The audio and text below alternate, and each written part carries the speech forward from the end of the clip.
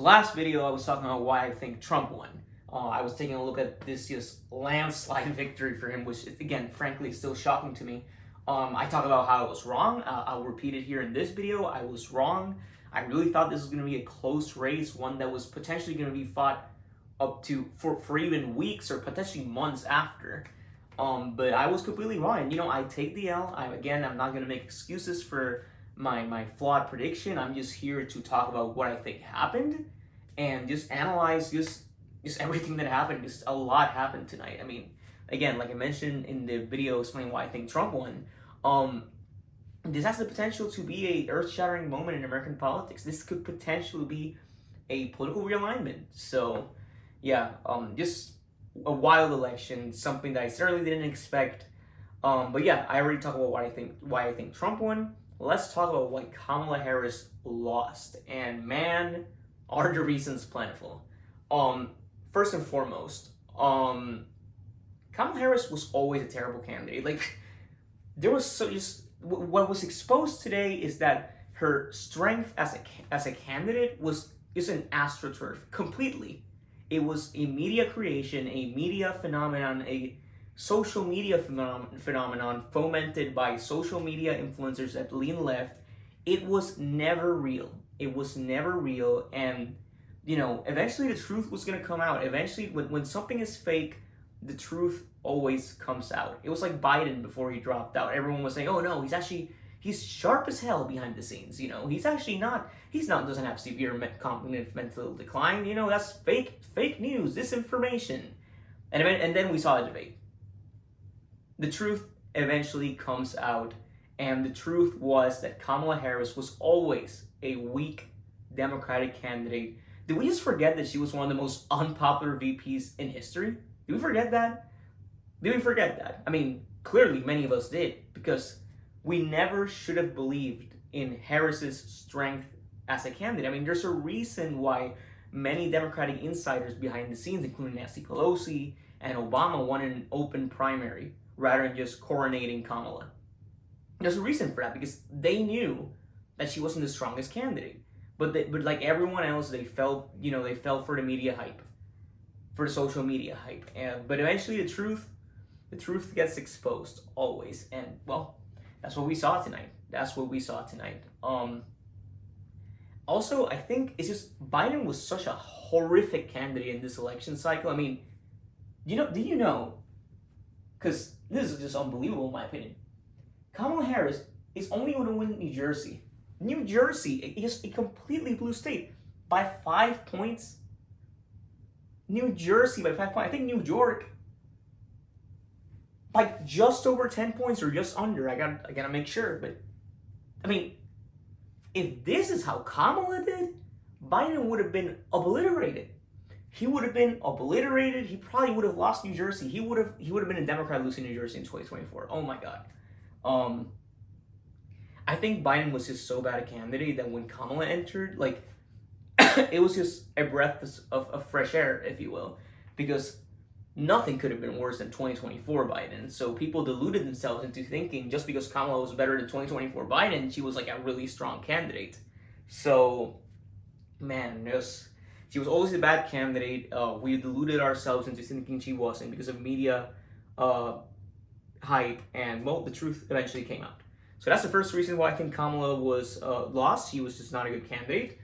Second of all, the Democrats are just delusional. They're just delusional. They just don't have they clearly do not have a read on the electorate. Because I remember yesterday and throughout the entire past week, I read a bunch of stories where Democrats were like, oh, we're actually surging in the last week. Late-breaking undecided voters are breaking for us. We got a good pulse of the electorate. Like, Pennsylvania's looking really good for us. This turnout is good for us automatically because turnout is always good for us. Well, what happened is that you didn't know anything. I'm not going to say the S word because that would demonetize me, but you didn't know anything. Not know anything. And you just have complete misreading of the American public and the electorate. And we've seen signs of this in 2020, for example, where like Trump performed much better than expected, even though there was like really high turnout. We really should have known that high turnout didn't necessarily mean Democratic landslides.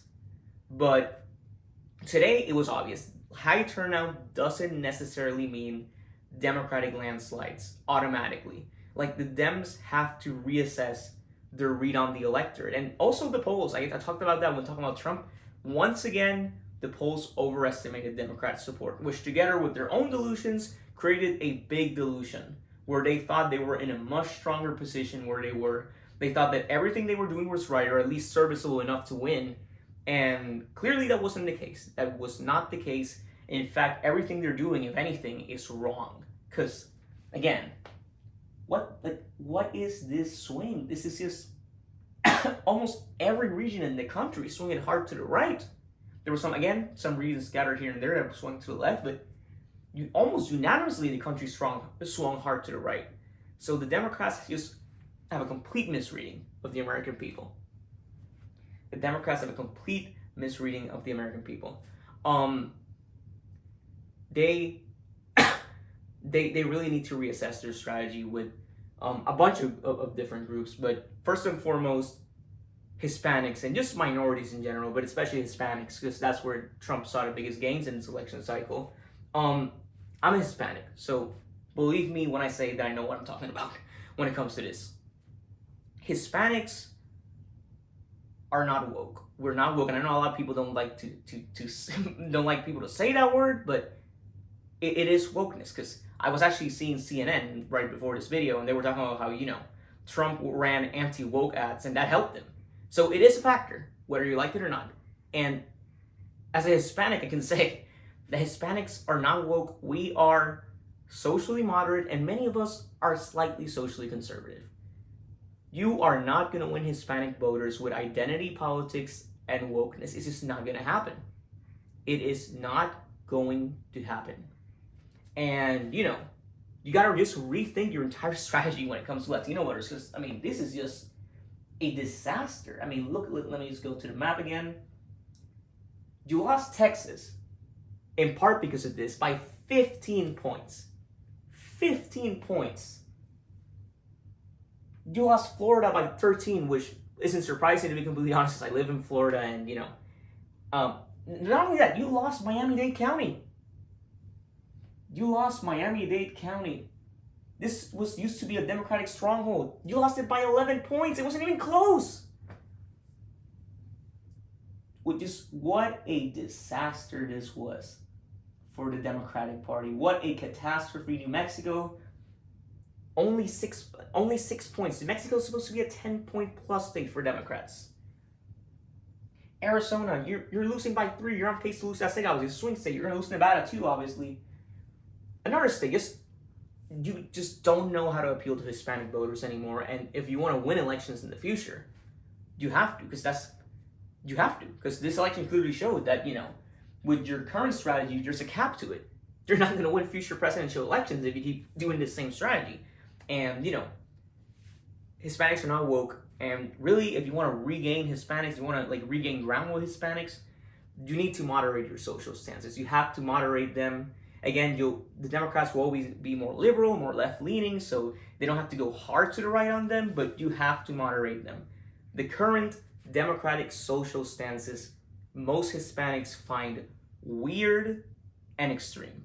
That's just the fact of the matter. Aside from the economy stuff, that's a big factor, obviously, but also played with Hispanics. But culturally, there's a disconnect, and Democrats I hope they realize it after tonight, because if they're not, they're just completely self-deluded. But they have to reassess that strategy completely.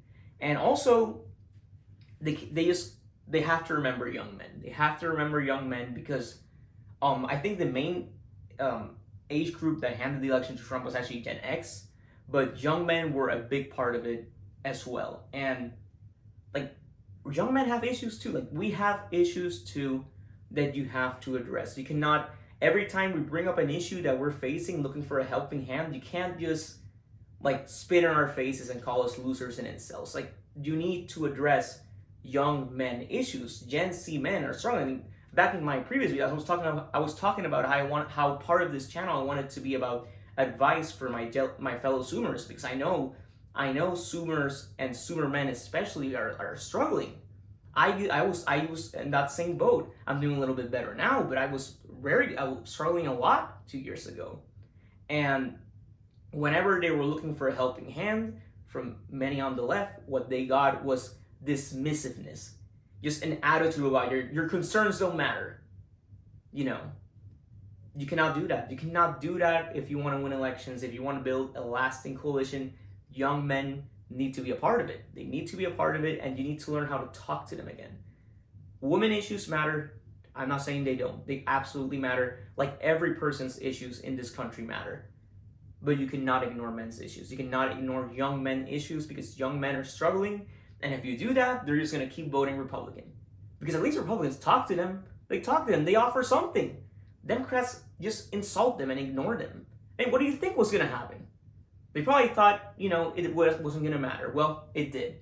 It did, and I'm sure many of these low propensity voters that came out for Trump, I got to see exit polling again, but I'm pretty sure young men were a big part of it. They were a big part of it, and man, you gotta reassess that strategy completely, because this is a catastrophe for the Democrats. It's bringing you to ruin. So you just gotta reassess that.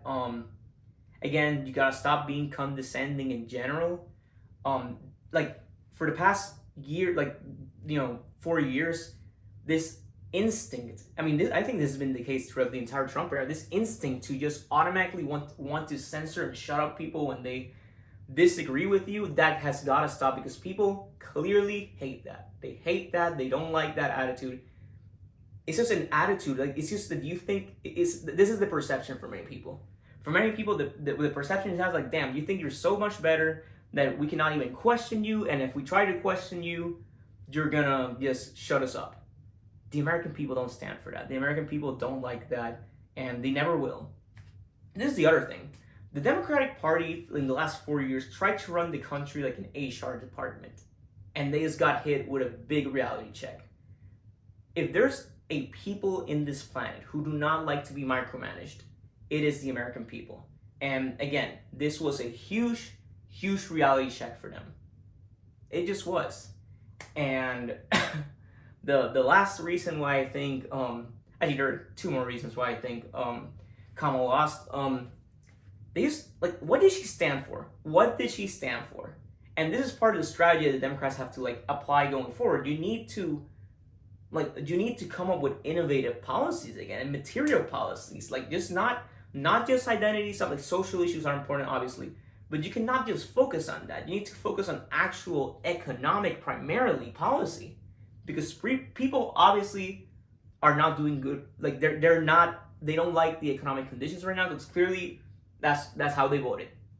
So you need to prioritize innovative, new, exciting economic policies, just material policy in general, about different things. And the Democrats in the last couple of years, they just ran in the status quo. Oh, we're the normies, we're just gonna bring everything to how it was before Trump. It worked in 2020 because things were chaotic and COVID was happening and people wanted a break from the chaos, but they made the mistake of thinking that people were satisfied with that. Oh, people just like the normalcy. That was, the Trump election was just a blip.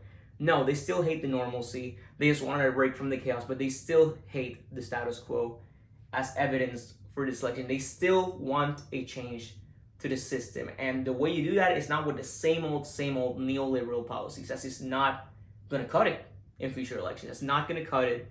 And, if the Dems want to win again, they have to innovate policy-wise. And that was part of the reason why Kamala lost, because Kamala just didn't have, I don't know how long it took, but I know after she became the nominee, I think it took until right before the debate before she had a single policy page in her website. That's crazy. And every single time she was interviewed, she was always vague. I know why she did it. She just wanted to try to appeal as many people as possible. When you try to appeal as many people as possible, you end up pissing everyone off.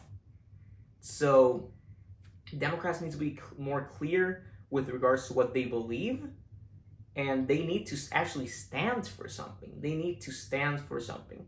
They can, Trump, this is the last election we'll see Trump. They cannot keep running on, Trump. We're no longer going to have Trump. You need to actually stand for something. We're no longer gonna have Trump after 2028 or 2029, which is when his term would end.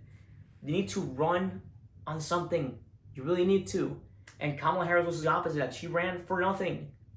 She stood for nothing. And, you know, many people just, they did not obviously jive with that. They did not like that. I don't know if there's exit polling about it, but I know there was polling, general election polling, which showed that people wanted to know more about her. And Kamala Harris just was never able to like, I don't know, never able to define herself. So I think that was a big reason why she lost. But one of the biggest reasons, this is the last one I'm going to mention in the video, Joe Biden was just so historically unpopular. I mean, I knew he was unpopular, but once I saw those exit polls throughout the night of like every single state and his approval ratings, god damn was he unpopular. He was incredibly unpopular. So given that, it was always going to be a tough race. But the fact that Kamala Harris was never able to distinguish herself properly from Biden, the fact that they asked her, oh, how would you differ from Biden? Oh, I'm not sure. Or I don't think we would differ in any way. Like, just very vague answers where it wasn't clear what she was trying to say. Like, what the hell was that? Like, again, I don't know what data, like, what is their data operation inside of, like, their campaign and, you know, inside of the party in general, but clearly it's bad. Clearly it's bad because if it was good, they would have known that they needed to distance they needed to distance a ton from Biden. But they didn't. They tried to play the middle ground, like, oh, I'm different, but at the same time, I wouldn't change that much. Disaster. Disaster, and that is what it ended up with. So, man, what a terrible campaign this was from Kamala Harris. What a terrible campaign this was. I would venture to say she was a worse candidate than Hillary. She was a worse candidate, because at least Hillary won 232 electoral votes. Kamala Harris is going to win 226. Like, factually, she was a worse candidate than Hillary Clinton. And, you know, at least Hillary tried to propose some policies, I think. I mean, it was mostly cliches and platitudes, now I remember, actually. But I just think Kamala ran a worse campaign. She ran a worse campaign. Part of it also was that Biden just went until way too late to drop out. If he dropped out earlier, maybe it could have been an open primary and, you know, a better candidate could have been chosen from that field. And if it was Kamala, she would have had more time to build, you know, a more confident campaign. That's certainly a factor. I'm not saying it's literally that's nothing. But I just think that fundamentally she was a bad candidate, and the Democrats made a bunch of mistakes that I think if they don't address, they could be in a world of trouble in the next couple of years. So yeah, we'll see what they do. They definitely need to do something, because this current trajectory they're on, they're not going to win anytime soon. So yeah, anyways, guys, as always, please subscribe. If you like the video, please leave a like. And follow me on X, where I'll keep talking about a lot of this stuff. But for now, I'll see you next time.